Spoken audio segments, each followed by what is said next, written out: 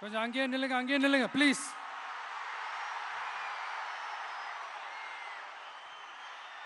கொஞ்சம் அமைதியா நான் பேசுறத கொஞ்சம் கேளுங்க ப்ளீஸ். ஒரு 5 மினிட்ஸ் தான், கொஞ்சம் அமைதியா இருங்க ப்ளீஸ். ப்ளீஸ் நண்பர்களே, கொஞ்சம் அமைதியா இருங்க ப்ளீஸ். அதை தாண்டி யாரும் வரக்கூடாது ப்ளீஸ்.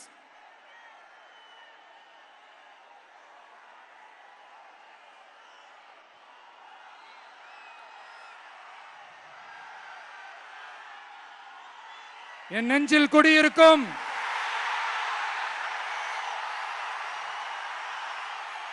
கொங்கு மண்டல தங்கங்களே,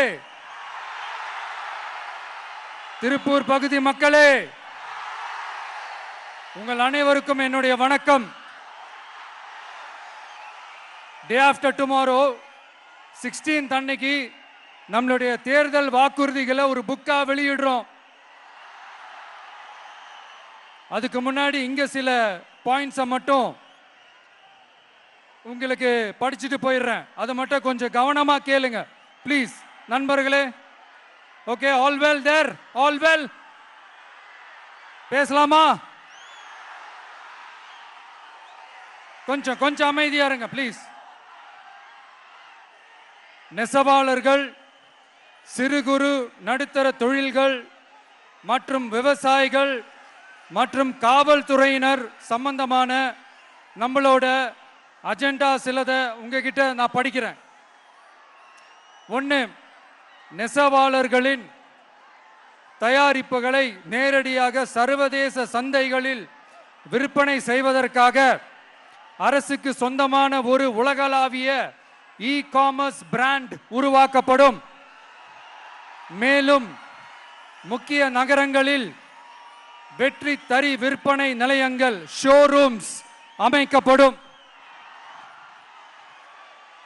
இரண்டாவது, நிலையற்ற நூல் விலை மற்றும் மின்சார நெருக்கடி சுமையை பகிர்ந்து கொள்ள கைத்தறி மற்றும் விசைத்தறி வைத்திருக்கும் ஒவ்வொரு நெசவாளர் குடும்பத்திற்கும் ஆண்டுக்கு 30,000 ரூபாய் வங்கி மூலம் நேரடியாக நமது டிவிக்கு அரசு வழங்கும்.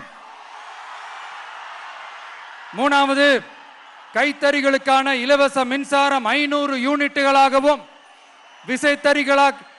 விசைத்தறிகளுக்கான இலவச மின்சாரம் 1500 யூனிட்டுகளாகவும் உயர்த்தப்படும். அடுத்தது, நெசவாளர்களின் உற்பத்தி செலவுகளை குறைப்பதற்காக அவர்கள் வழங்கும் நூல், சாயங்கள் மற்றும் ரசாயனங்களுக்கு நமது டிவிக்கு அரசால் 50% மானியம் வழங்கப்படும். அடுத்தது, நமது டிவிக்கு அரசில் அனைத்து நெசவாளர்களுக்கும் ரூபாய் 10 லட்சம் ஆயுள் காப்பீடு வழங்கப்படும். மேலும் நெசவாளர்களின் முதியோர் ஓய்வூதியம் மாதம் 3000 ரூபாயாக உயர்த்தப்படும்.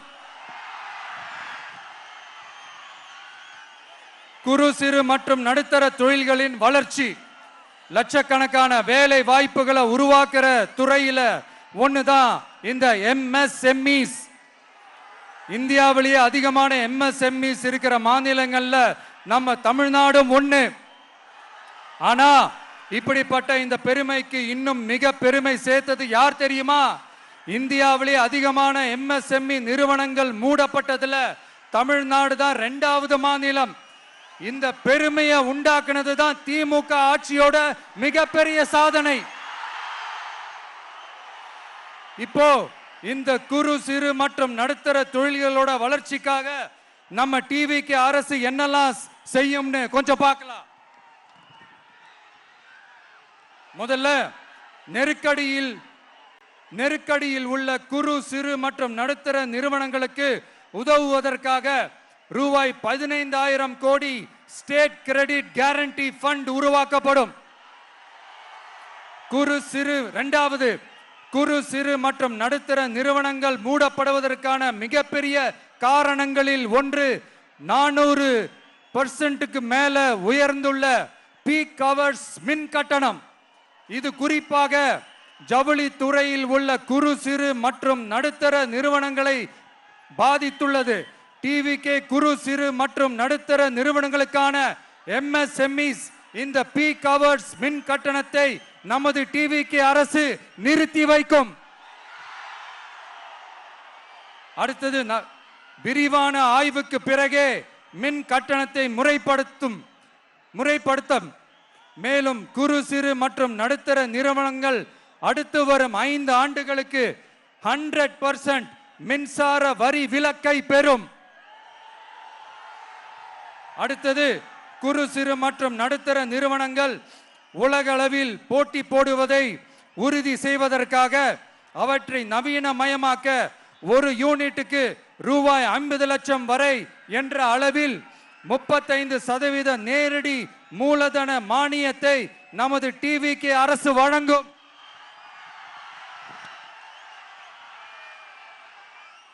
அடுத்து நம்ம எல்லாருக்கும் சோறு போடுற நம்ம தெய்வங்களான விவசாயிகளுக்கான அஜெண்டா கொஞ்சம் படிப்போமா?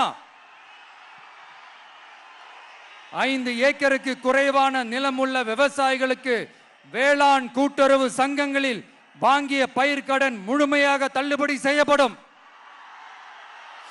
5 ஏக்கருக்கு மேல் உள்ள விவசாயிகளுக்கு 50% தள்ளுபடி செய்யப்படும். அடுத்தது குறைந்தபட்ச ஆதரவு விலைக்கு MSP சட்டப்பூர்வ உத்தரவாதம் வழங்கப்படும். நெல்லுக்கு ஒரு குவிண்டாலுக்கு 3500 ரூபாயும் கரும்புக்கு டன் ஒன்றுக்கு 4500 ரூபாயும் வழங்கப்படும். உழவர்களின் தோழன் திட்டத்தின்படி குத்தகை விவசாயிகள் மற்றும் விவசாய தொழிலாளர்களுக்கு ஒரு குடும்பத்திற்கு ஆண்டுக்கு ரூபாய் 10,000 ரூபாய் அவர்களின் நேரடி முதலீட்டு ஆதரவு தொகையாக வழங்கப்படும். 100% பயிர் காப்பீட்டு திட்டத்தின்படி பயிர் பாதுகாப்பு உறுதி செய்யப்படும்.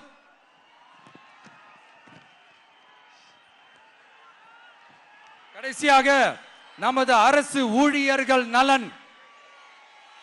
அரசு ஊழியர்களின் நலனுக்காக பழைய ஓய்வூதிய திட்டம் மீண்டும் வழங்குவது குறித்து நமது டிவிகே அரசு கனிவுடன் பரிசீலித்து மதிப்பீடு செய்யும்.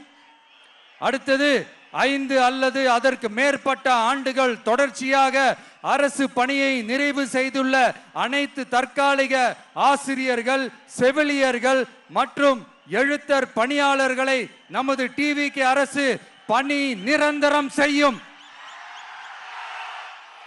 3வது, பதவி உயர்வுக்கு பணம் பெறும் கலாச்சாரத்தை நமது டிவிகே அரசு முடிவுக்கு கொண்டு வரும். அனைத்து அரசு ஊழியர்களின் இடமாற்றங்களும் வெளிப்படையான மற்றும் கால வரையறைக்கு உட்பட்ட முறையில் நடைமுறைப்படுத்தப்படும். 4வது, காவலர்களின் அடிப்படை மாத ஊதியத்தை 18,200 ரூபாயிலிருந்து 25,000 ரூபாயாக நமது டிவிகே அரசு உயர்த்தும். அதிக மன அழுத்தம் உள்ள பணிகளில் ஈடுபடும் காவலர்களுக்கு பணிப்படியாக மாதம் 1000 ரூபாய் கூடுதலாக வழங்கப்படும். காவலர் நலன் மற்றும் பணி நிபந்தனைகள் சட்டத்தை, அதாவது police welfare and working conditions act, நமது டிவிகே அரசு இயற்றும். அச்சட்டத்தின்படி காவலர்களின் பணி நேரங்கள் முறைப்படுத்தப்படும். அதிக பணி சுமை கொண்ட காவலர்களுக்கு வாரத்திற்கு ஒரு சுழற்சி முறை விடுமுறையை உறுதி செய்யப்படும். சலவைப்படியை, அதாவது வாஷிங் அலவன்ஸ் 500 ரூபாயிலிருந்து 1000 ரூபாயாக உயர்த்தப்படும். மேலும் மதுரை, கோயம்புத்தூர், திருச்சி, திருநெல்வேலி, சேலம் மற்றும் வேலூர் ஆகிய இடங்களில் காவலர் நல மருத்துவமனைகள் நமது டிவிகே அரசு நிறுவும். கடைசியாக, பெண் காவல்துறை அதிகாரிகள் பாதுகாப்பு நெறிமுறை அல்லது பாதுகாப்பு பணிகளுக்கு பணியமர்த்தப்பட மாட்டார்கள். பெண் காவல்துறை பணியாளர்களுக்கென தனி ஓய்வறைகளும் நடமாடும் டாய்லெட் யூனிட்டுகளும் அமைக்கப்படும்.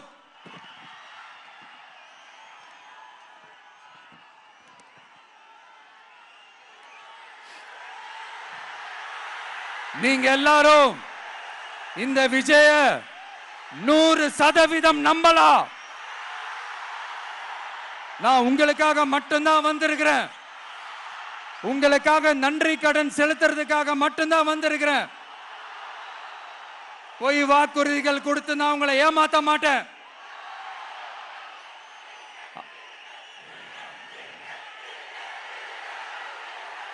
அதனால உங்க அண்ணனுக்கு, உங்க தம்பிக்கு, உங்க மகனுக்கு, உங்க பிள்ளைக்கு